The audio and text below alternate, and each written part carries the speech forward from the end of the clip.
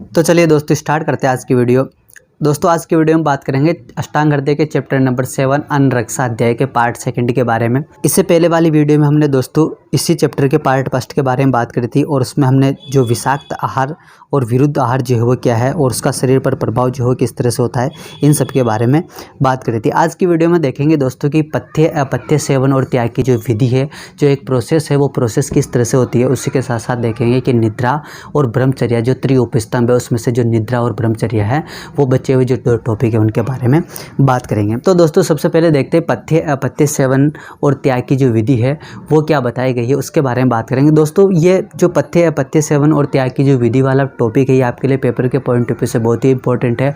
अगर आपको इसके श्लोक याद हो जाते हैं तो बहुत अच्छी बात है, लेकिन अगर याद नहीं होते हैं तो कम से कम आपको इसकी हिंदी जो है बहुत अच्छे से पता होनी चाहिए। ज़्यादातर जो है इस चैप्टर में से इसी टॉपिक के आने की पॉसिबिलिटी होती है। तो सबसे पहले अगर अपन इसकी जो ऊपर लिखा हुआ है वो उसकी अगर अपन बात करें तो वो क्या है कि अपथ्य जो अभ्यास से शरीर के लिए साथ में हो गया हो। अपथ्य है, ध्यान से सुनना, अपथ्य है मतलब कि शरीर के लिए ठीक नहीं है, हितकर नहीं है, अहितकर है। उसका आपने लगातार क्या किया, सेवन किया। और जब उस अपथ्य का आप लगातार सेवन कर रहे हो, लगातार उसका अभ्यास कर रहे हो, तो लगातार किए जाने वाले अभ्यास के परिणाम स्वरूप वो शरीर के लिए क्या हो चुका है, साथ में हो चुका है।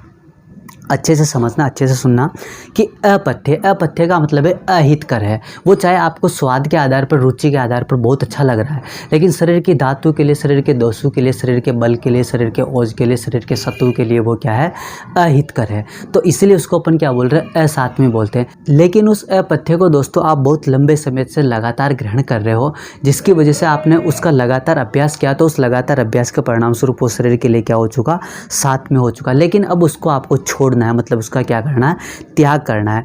और पथ्य का आपको क्या करना है, सेवन करना, मतलब जो शरीर के लिए हित करे उसका आपको सेवन करना शुरू करना है। तो अपथ्य को आप किस तरह से त्याग करोगे, अपथ्य को किस तरह से छोड़ोगे और पथ्य को किस तरह से आप सेवन करोगे, उसकी जो विधि होती है उस विधि को अपन क्या बोलते हैं, पथ्य अपथ्य सेवन और त्याग की विधि बोलते हैं। तो इसमें आपको क्या करना पड़ता है कि जो अपथ्य उस अपथ्य का 1/4 पार्ट से छोड़ते जाते हैं। मतलब शुरुआत जब पहला दिन होता है तो उस पहले दिन के अंतर्गत आपको अपथ्य, जो अपथ्य का कितना पार्ट लेना है, 1/4 पार्ट छोड़ना है। मतलब लेना कितना है, 3/4 पार्ट आपको लेना है। और पथ्य कितना लेना है, अपथ्य आपने 3/4 पार्ट ले लिया तो पथ्य जो है बचा हुआ आपको पथ्य लेना, मतलब कि 1/4 पार्ट जो आपको क्या लेना है, पथ्य लेना है। तो इसी तरह यहाँ पर नीचे लिखा हुआ है कि इस सेवन और त्याग कार्य में क्रमशः 1, 2 और 3 दिन का अंतराल रखते हुए करना चाहिए। मतलब लगातार नहीं, जैसे आज अपने जो है पथ्य अपथ्य ग्रहण किया है ना, उसके पार्ट के हिसाब से ग्रहण किया, दूसरे दिन भी आपने ग्रहण किया, तीसरे दिन भी आपने ग्रहण किया, लगातार आप ग्रहण कर रहे हो, ऐसा नहीं करना। एक दिन आपने ग्रहण किया, उसके बाद में आपको 1 दिन का गैप देना है, फिर आपको ग्रहण करना है, फिर आपको 2 दिन का गैप देना है, फिर आपको ग्रहण करना है, फिर आपको 3 दिन का गैप देना है। इसी तरह से अंतराल जो है मध्य का आपको बढ़ाते जाना है और अपथ्य की मात्रा कम करते जाना है और पथ्य की मात्रा को आपको बढ़ाते जाना है। जैसे एग्जाम्पल के रूप में अगर अपन नीचे देखते तो वो है कि एकांतर, मतलब कि 1 दिन के अंतराल में आपको 1 भाग जो है क्या लेना है, पथ्य लेना है और 3 भाग आपको क्या लेना है, अपथ्य। अब अपथ्य क्यों, क्योंकि अपथ्य का आप लगातार अभ्यास किया है आपने, और उस अपथ्य का लगातार अभ्यास करने के कारण वो अपथ्य आपके शरीर के लिए कैसा हो चुका है, साथ में हो चुका है। अगर आप इसको एकदम से छोड़ोगे तो उसका शरीर पर हानिकारक प्रभाव देखने को मिलेगा, तो आपको धीरे धीरे छोड़ना है। इसलिए हमने यहाँ पर पथ्य जो है कितना लिया है, केवल 1 भाग लिया, और अपथ्य जो शरीर के लिए साथ में हो चुका उसको आपने कितना लिया है, 3 भाग लिया है। 1 दिन आपने ग्रहण किया, उसके बाद में आपको अंतराल कितना रखना है, 1 दिन का अंतराल रखना है। उसके बाद आपको दूसरे दिन जो है वो क्या करना है, 2 भाग जो है पथ्य के लेना है और 2 भाग ही अपथ्य के लेना है। उसके बाद जब तीसरे दिन, मतलब कि अंतराल खत्म होने के बाद में आप जब ग्रहण करोगे तो 3 भाग आपको पथ्य का लेना है और 1 भाग जो है अपथ्य का लेना है। और चौथे दिन जाकर के आप 100% जो है क्या ले सकते हो, पथ्य ले सकते हो और पूर्ण रूप से जो है वो पथ्य ले सकते हो। मतलब कि अपथ्य जो आप यहाँ पर क्या लोगे, 0% लोगे, जबकि 100% जो आपने क्या ले लिया, यहाँ पर पथ्य जो है ले लिया। तो इस तरह से जो है दोस्तों आप इस पथ्य के सेवन की विधि और अपथ्य के त्याग की विधि का जो है पालन करते हो। अगर आप इसको एकदम से छोड़ते हो, जैसे मान लो कि आपने जो है वो किसी अपथ्य सेवन की जो है वो क्या लगी हुई, लत लगी हुई, क्योंकि आपने उसका लगातार अभ्यास किया है।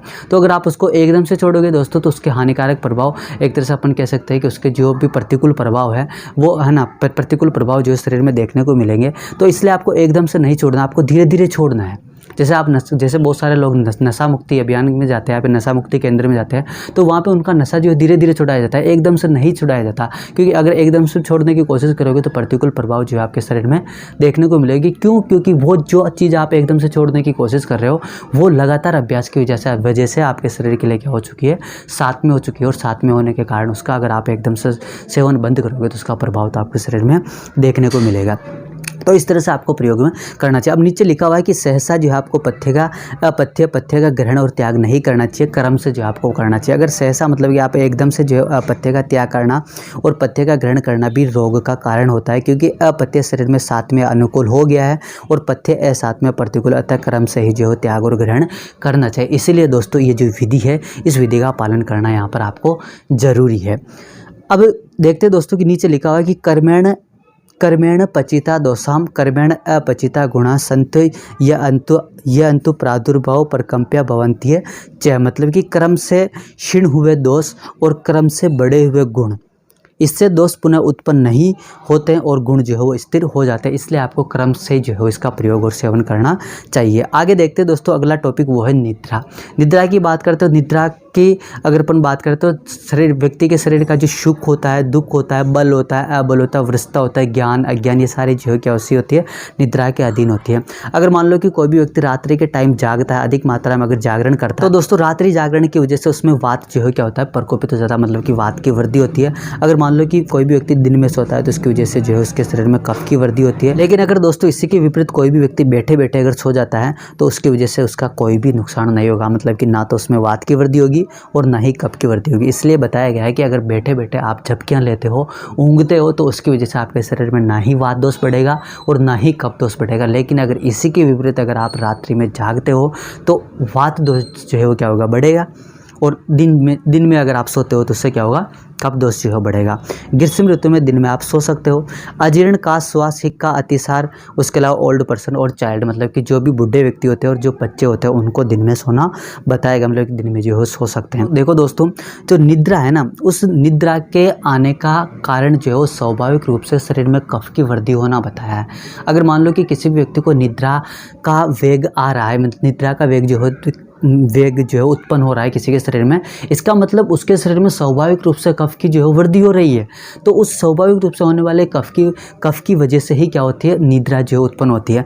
अब इसी के आधार पर अपन इसकी चिकित्सा करते हैं। जैसे मान लो कि कोई भी व्यक्ति जिसको अति निद्रा आ रही है, अति निद्रा का मतलब क्या है कि उसके शरीर में कफ जो है बहुत ज़्यादा मात्रा में बढ़ गया है, तो इसी वजह से उसको क्या हो रही है, अधिक मात्रा में निद्रा आ रही है, इसलिए उसको अपन क्या बोलते हैं, अति निद्रा बोल रहे हैं। तो अति निद्रा की चिकित्सा में अपने क्या करना है, उस कफ का क्या करना है, समन करना। अब कफ का समन करने के लिए कफ की बेस्ट चिकित्सा वमन और नशे जो आप प्रयोग में ले सकते हो। उसी के साथ साथ अंजन का प्रयोग भी अपन कर सकते हैं। अकाल निद्रा मतलब नींद का कोई टाइम ही नहीं है ना, उस अगर मान लो कि बे टाइम ही जो है अगर नींद आ रही है तो उसकी चिकित्सा के लिए आपको वमन संवेदन तर्पण आपको करना चाहिए। और अनिद्रा, मान लो कि कोई भी व्यक्ति जिसको नींद नहीं आ रही, निद्रा का वेग ही उत्पन्न नहीं हो रहा, मतलब उसके शरीर में स्वाभाविक रूप से कफ जो है वो बढ़ ही नहीं रहा। तो अगर स्वाभाविक रूप से कफ बढ़ नहीं रहा, इसका मतलब उसको निद्रा जो है नहीं आ रही। तो अब अपना टारगेट क्या होगा कि कफ की जो है थोड़ी वृद्धि की जाए, ताकि उसको क्या हो, व्यक्ति को जो है निद्रा का वेग उत्पन्न हो। तो इसके लिए आपको कफ की वृद्धि करने वाले आहार द्रव्य को सेवन करना चाहिए, जो कि क्या क्या हो सकते हैं, दूध हो सकता है, मांस हो सकता है, मद्य हो सकता है और दही हो सकता है। निद्रा के समय की बात करें तो रात्रि में यदि जागरण करना पड़े तो दिन में बिना भोजन करे रात्रि के आधे काल तक सेवन करना चाहिए। आगे देखते हैं दोस्तों, ब्रह्मचर्या। तो शुक्र की रक्षा करना, अर्थात शुक्र को शरीर से बाहर निकलने से रोकना ही क्या है, ब्रह्मचर्या। अब बहुत सारे व्यक्ति को ये समझ नहीं आता कि ब्रह्मचर्या एक्चुअल में है क्या। तो ब्रह्मचर्या का मतलब ही आयुर्वेद में यही बताया गया है कि अगर आप अपने शरीर में से शुक्र की होने वाली हानि को अगर रोक देते हो, मतलब कि शुक्र की अगर रक्षा कर लेते हो, शुक्र को शरीर से बाहर निकलने से अगर रोक लेते हो, तो वही क्या है, ब्रह्मचर्या है। तो शुक्र को शरीर से बाहर निकालने से रोकना ही क्या है, ब्रह्मचर्या। वैवाही से बचकर ही शुक्र की हानि को रोका जा सकता है। अब ऐसा तो है नहीं कि बिना जो है कुछ किए आप शुक्र की वृद्धि को जो है रोक सकते हो। तो वैवाही का मतलब है कि जो मैथुन क्रिया है, जो इंटरकोर्स को रोक करके ही आप जो है क्या कर सकते हो, शुक्र की रक्षा कर सकते हो। कहने का मतलब सीधा सीधा ये है कि जो भी व्यक्ति ब्रह्मचर्या का पालन करता है उसको मैथुन नहीं करना चाहिए। अब कौन कौन सी ऋतु में जो है संभोग करना चाहिए, तो दोस्तों जो ऋतुएं बताई गई है संभोग के लिए वो शरीर के बल के आधार पर बताई गई। जैसे अगर अपन बात करें शीतकाल में, मतलब कि शरद ऋतु में क्या है कि शरीर का बल अच्छा होता है, तो शरीर का बल अच्छा होने के कारण आपकी जब इच्छा हो जब भी आप सेक्सुअल इंटरकोर्स कर सकते हो, मतलब कि मैथुन जो है अपनी इच्छा के अनुसार कर सकते हो। लेकिन अगर इसी के विपरीत अगर अपन वसंत ऋतु की बात करें, शरद ऋतु की बात करें, तो इनमें शरीर का बल थोड़ा कम हो जाता है। और शरीर का बल थोड़ा कम होने की वजह से आपको कम से कम 3 दिन छोड़ करके जो है क्या करना चाहिए, मैथुन करना चाहिए। लेकिन अगर अपन वर्षा ऋतु और ग्रीष्म ऋतु की बात करें तो शरीर का बल जो है इसमें बहुत ही कम होता है। हमने ऋतुचर्या अध्याय में जब पढ़ा था तो उस टाइम पर हमने आदन काल विसर्गकालीन 2 के बारे में बात करी थी। तो उसमें हमने बल के बारे में, शरीर के बल की स्थिति क्या होती है, इनके बारे में पढ़ा था। वो वीडियो आपने नहीं देखी तो दोस्तों चैनल की जो प्लेलिस्ट है उसमें वो वीडियो उपस्थित है, आप वहाँ से जाकर के उसको देख सकते हैं। तो वर्षा ऋतु और ग्रीष्म ऋतु में शरीर का बल बहुत ही कम होने के कारण आपको 15 दिन छोड़ करके जो है मैथुन करना चाहिए। जब आप मैथुन कर लेते हो, सेक्सुअल इंटरकोर्स कर लेते हो, तो उसके बाद में आपको किन किन द्रव्यों का सेवन करना चाहिए ताकि शरीर की रिकवरी जो है वापस हो, शरीर को जो है अपनी पूर्व अवस्था में वापस लाया जा सके। तो उसके लिए आपको शीतल जल, दूध, मांस और शर्करा युक्त प्रचुर मात्रा में जो आहार है उसका, आहार द्रव्य उसका आपको सेवन करना चाहिए। कुछ ऐसी स्थितियां बताई गई है जो कि मैथुन के अयोग्य है। जैसे कि मान लो कि कोई भी व्यक्ति जिसने बहुत अधिक मात्रा में भोजन कर लिया, अब उसका पेट जो है वो फुल भरा हुआ है और वो मैथुन या सेक्सुअल इंटरकोर्स करने की अगर इच्छा करता है तो वो उसके लिए हानिकारक है। मतलब वो उसके शरीर में रोगों को उत्पन्न करने वाला होता है, क्योंकि बहुत अधिक मात्रा में भोजन करने के बाद आप मैथुन जो है वो नहीं कर सकते। जिसे भूख प्यास लगी हो, क्षुधा का वेग अगर उत्पन्न होता है तो उस वेग को धारण करके भी आप मैथुन कार्य जो है वो नहीं कर सकते। सबसे पहले उस वेग को जो है खत्म करो, उसके बाद में आप मैथुन कार्य कर सकते। तो उसी के साथ साथ बालक और ओल्ड पर्सन जो है उसको मैथुन कार्य नहीं करना चाहिए, क्योंकि बालक और जो वृद्ध व्यक्ति होते हैं उनके शरीर का बल जो है बहुत ही क्षीण होता है, इसलिए उनको मैथुन कार्य जो है नहीं करना चाहिए। उसके अलावा मल मूत्र वेग पर्वत हो और रोगी को जो है नहीं करना चाहिए। उक्त नियमों के विपरीत मैथुन करने पर मुष्टि, उरूह में कमजोरी, कृष्णता, बल तथा रस आदि का क्षय हो जाता है। अभी मैंने थोड़ी देर पहले आपको कहा था कि मैथुन के अयोग्य स्थिति में अगर आप मैथुन करते हो तो उसकी वजह से अलग अलग तरह के रोग, अलग अलग तरह के लक्षण शरीर में आपको देखने को मिलेंगे। उसके बारे में देखते हैं दोस्तों कि निश्चित स्थान जो है कौन सा, दिन कौन सा और स्त्री जो है कौन सी जिसके साथ आपको सेक्स नहीं करना चाहिए।